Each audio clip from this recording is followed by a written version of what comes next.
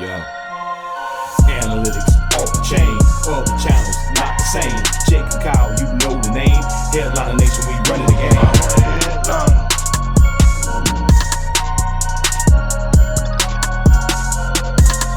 I'm a headliner.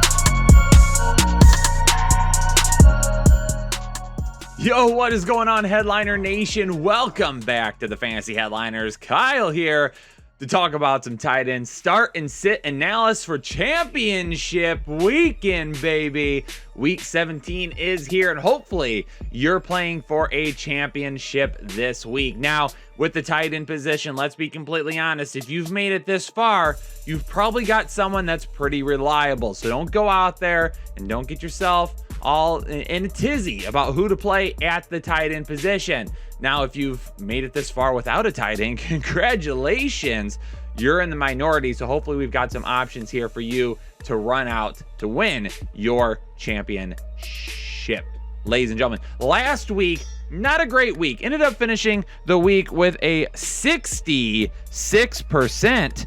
Not great, but we're going to get back over 70% this week. I'm going to lock that in right now. Put that key in, turn it. Locking it in over 70% again this week at the tight end position. So let's get to it, ladies and gentlemen. Right now, rolling into it, tight ends for week 17. No Thursday night football this week, so we'll be kicking it off on Sunday with Atlanta and Buffalo. For Atlanta, Kyle Pitts. I don't love him this week, but realistically, do you have somebody better on your team or a waiver wire that you could pick up?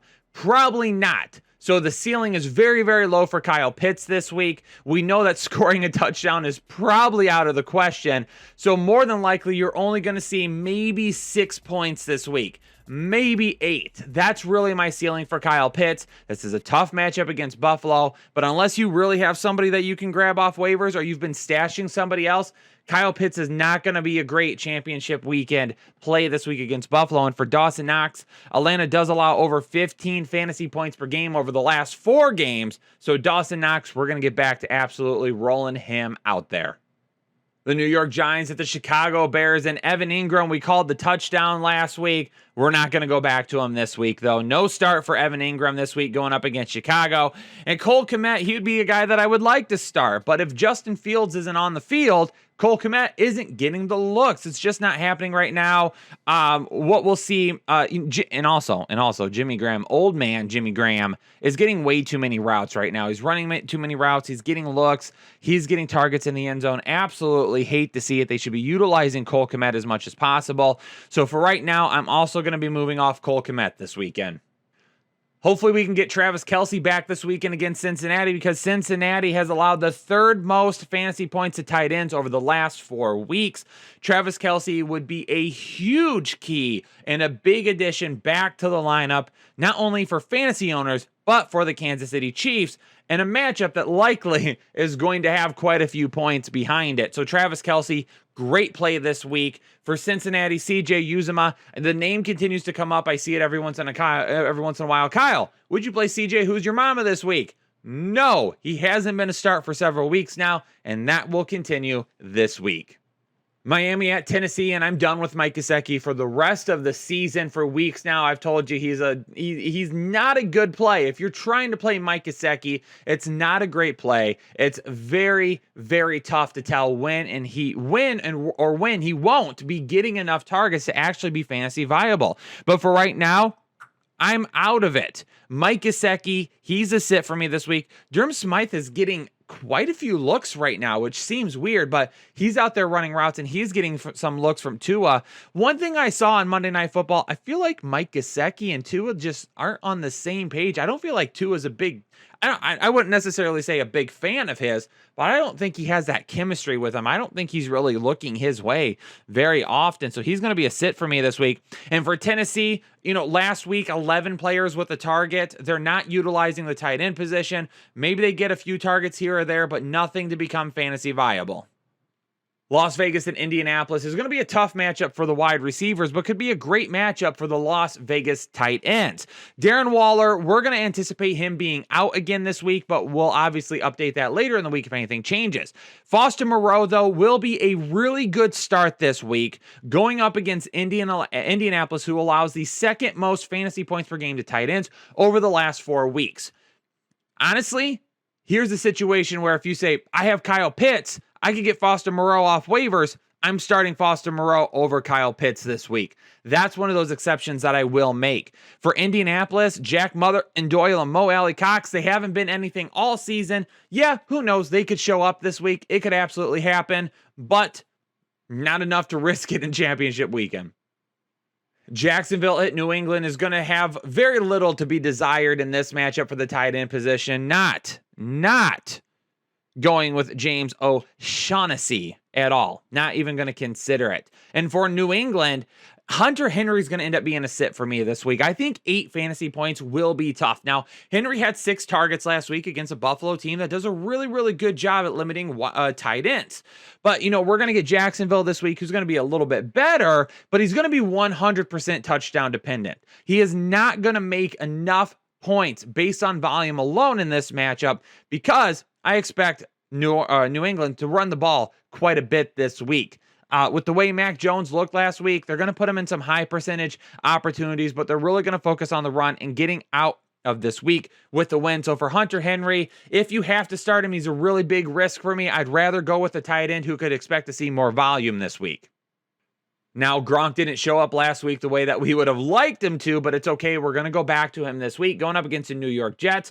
Low upside, but a touchdown is 100% possible. Again, potential for no Mike Evans. Antonio Brown is back, but there won't be Chris Godwin either, and I don't trust any of the other ones. One thing about this game, though, it's the Jets. So if Tampa Bay gets out early, we're going to see a whole lot of running the football with Keyshawn Vaughn and Ronald Jones. So I'm not necessarily thinking Rob Gronkowski has the highest upside in the world this week. If he scores 1 touchdown, you're probably lucky at that point, and you're happy with that performance. For the Tyler Kroft, not trusting Tyler Kroft this week. Just not going to happen again. Championship weekend, we're not trying to find those little what ifs with some guys. You've got guys that have brought you to this point. Let's go with high percentage plays this week, high percentage volume. Tyler Kroft doesn't fit that at all. Philadelphia at Washington is going to be a really good tight end matchup. I love this. Dallas Goedert, not a great game last week, but we know that him and Jalen Hurts are 100% on the same page. But last week, kind of the blowout. They ended up switching more to the run game and ran the football quite a bit, so they didn't have to throw it nearly as much, spread the ball around a little bit. Dallas Goedert should bounce back this week, though, against the Washington football team. Washington just got absolutely plowed by Dalton Schultz and the rest of the Dallas Cowboys. I expect the same thing to happen with Dallas Goedert this week. And Ricky Seals-Jones, he's going to be a start. Philadelphia allows the most fantasy points per game to opposing tight ends. They've been giving up points left and right for the last several weeks. Ricky Seals-Jones is a guy that I really like this week going up against Philadelphia. If I'm a Ricky Seals-Jones guy that can, if you can go out there and get a Ricky Seals-Jones and play him, probably I'm going to play him over Kyle Pitts. I'm going to play him over Hunter Henry. I'm going to play him over a lot of different options this week. Who else am I going to play him over? I mean, obviously all the Tennessee guys. I mean, Ricky Seals-Jones, for me this week, could end up being one of the safest options at tight end. So if you're able to get him off waivers, he is one of the guys you'll run out and grab and potentially use this week. The LA Rams at Baltimore and Tyler Higbee will continue to be a sit for me. Nothing to see here, ladies and gentlemen. Too much of the run game. Too much of the wide receivers. For Baltimore, Mark Andrews, he will be a start, 100%, not sitting him.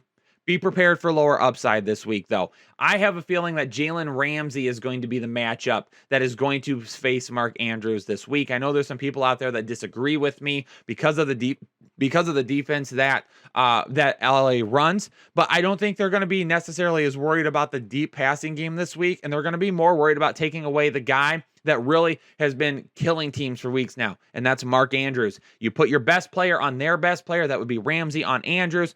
I'm going to play Andrews this week, but just expect a lower upside. Denver at the LA Chargers, and this is another one that I kind of like this week with some good upside from Noah Fant and potentially Albert Are You Okay? Noah Fant, for me, good upside. LAC has allowed the 6th most fantasy points to tight ends over the last 4 weeks. So I like Noah Fant from a volume perspective. If you own Noah Fant this week, I definitely like him over a guy like Kyle Pitts. For Albert Are You Okay? It's going to be touchdown dependent. So if you find yourself in a tough situation this week where you own like a Hunter Henry, I would go with Albert Are You Okay over Hunter Henry this week because I think the potential for Albert Are You Okay to score a touchdown this week is a lot higher. The Chargers have allowed or are tied for the most touchdowns allowed to tight ends this season. So the touchdown potential there for these guys is 100% in line with what we've seen in prior contests with the Chargers. Now, on the other side for Jared Cook, we're not going to go with Jared Cook this week. Denver allows the 4th fewest fantasy points per game to tight ends over the last 4 weeks. Jared Cook is just not a good option. Houston at San Francisco, and yeah, with no Brandon Cooks, Brevin Jordan got a little bit more looks last week, but not enough for us to run him out there in fantasy. And for San Francisco, George Kittle, I mean, he's always going to be a start, even with Trey Lance. I mean, those two are really going to be working with each other. I'm expecting George Kittle and Debo to, really be those main targets for Trey Lance this week. I mean, when you come in and you're a rookie and you're getting this performance and you're going to be going up against a team like Houston, the safety is there with George Kittle. Even if the upside is missing this week because they end up running the ball more than not because it is Houston. Houston, well, I shouldn't be talking about Houston. They came out for the Chargers last week. So, even if the upside is a little bit lower, George Kittle, even with Trey Lance, is a safe bet this week.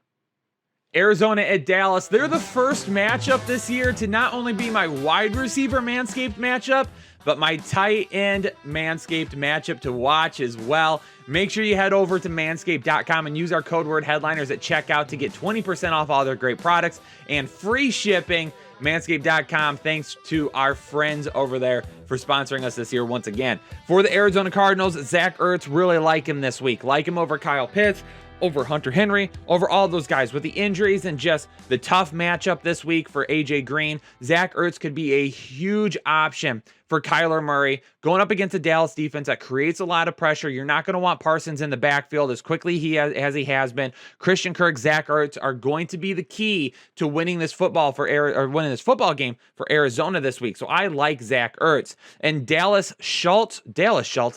Schultz for Dallas. Oh my gosh. Low upside this week because Arizona does allow the 6th fewest fantasy points per game to tight ends. They do a good job of utilizing their defense to cover those guys, and they've got a lot of guys that are good in coverage, like their line, like Isaiah Simmons. He can really draw back into coverage and do a good job. He's a guy that really does a good job against like tight ends. For Dalton Schultz, for me, even Budda Baker will be keeping an eye on him a little bit. I like still Dalton Schultz. I just think he has a lower upside this week. So if you own him and you don't own any of the guys that may have some higher upside, you're going to run him out there. But make sure you check the rankings videos to see exactly who I think could outperform Schultz this week. Carolina at New Orleans, and there's just nothing here, ladies and gentlemen. It's championship week. If you are in a position where you think you need to start a Carolina or New Orleans tight end, well, then I'll tell you what. You've got you just don't have it. I'm sorry. Brock Wright from Detroit, he's not going to be for me. Cut him off. No Brock Wright this week, obviously. For Seattle, though, I looked at Gerald Everett, and, I'm going to go back to him as a sit. I don't know if I trust him this week against Detroit. I mean, DK Metcalf, Tyler Lockett, obviously are guys, both of them being in the lineup and healthy are great, but Rashad Penny looked really good last week. It is Detroit. Are they going to try to run the ball against them? I don't know if I can trust Gerald Everett this week. I do think he probably sees about 5 to 6 targets, even though I'm necessarily not going to run him out there. Check my rankings video because I might have him over some other options that are sits that you might own as well. Not really trusting him too much this week, but there's also a possibility that, again, if you have another guy that I have listed as a sit and you're really trying to figure out who to play, Gerald Everett could be a better option than some other ones that I have listed in that category. Minnesota and Green Bay isn't going to have much either. Obviously, we're not going with Mercedes Lewis. And for Tyler Conklin, he's just been way too inconsistent this year. For championship weekend, he is not someone that we're going to trust. Would love to start him, but they're just not utilizing him the way that they should be. Cleveland at Pittsburgh on Monday Night Football. And like I said in my wide receiver video, I'm not trusting anybody from Cleveland right now with the way that they are playing. I am going to keep my fingers crossed for Pat Freiermuth this week. If he can make it back and he can play this week, he is going to be a start for me. So keep an eye on the rankings video and see if he clears concussion protocol by then. If he doesn't, obviously we won't be playing him. But if he does, I do like his upside this week. There you go, ladies and gentlemen, the tight end analysis for week 17. Honestly, it was pretty cut and dry, right? I mean, if you've made it this far, you've got a tight end that you've been able to rely on. If you haven't, if you've made it this far without that good of a tight end, you better keep your fingers crossed for the rest of your lineup this week, because honestly, we got to go with the guys that have gotten us here. We got to go with the guys at the tight end position that have the most opportunity for volume this week. But do me a favor, leave a comment down below. Let me know who is your top tight end this week. Who are you going to have to run out there in your lineup? Also, hit the like button for me. If you're new here, hit the subscribe button. Stick around. A lot of great off-season content coming as soon as the season's over with. Well, ladies and gentlemen, I'm going to get out. Peace out. Stay safe. Stay healthy, and I will catch you on the next episode of the Fantasy Headliners.